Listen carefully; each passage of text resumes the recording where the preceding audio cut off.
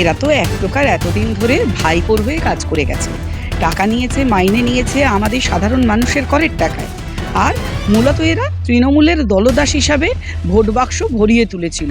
কিন্তু সাধুবাদ জানাই আমাদের ইলেকশন কমিশনকে যে তারা এদেরকে ধরেছে এবং হাতে না হাতে এদের একেবারে, যদি এরা ধোয়া তুলসী পাতা হতো নিশ্চয়ই এদের বিরুদ্ধে একেবারে সেই বিচার বিভাগীয় তদন্তের নির্দেশ আসতো না, তদন্ত শুরু হতো না, শুধু সাসপেন্ড না, তাদের বিরুদ্ধে তদন্ত হচ্ছে।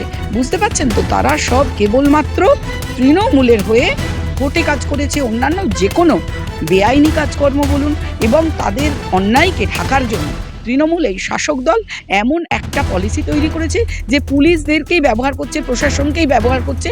সেটা কিসের জন্য? না নিজেদের অস্তিত্ব টিকিয়ে রাখার জন্য।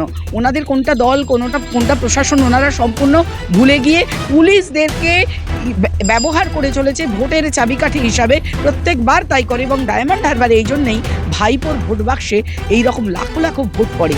আসলে এটা ভোট চুরির কারখানায় পরিণত করে দিয়েছে তৃণমূল এবং তার সহযোগী কিছু পুলিশ অফিসার, উচ্চ পদস্থ যারা, তারাও রয়েছেন এর মধ্যে। তার মানে পশ্চিমবঙ্গে বস্তুত আইনের শাসন বলে আর কিছুই নেই। এই শাসক দলের আইন চলছে, এবং ৪ঠা মে এই শাসক দলের আইন যা চলছে, যা অরাজকতা চলছে, সব কিছুর হাত থেকে পশ্চিমবঙ্গবাসী মুক্তি লাভ করছে।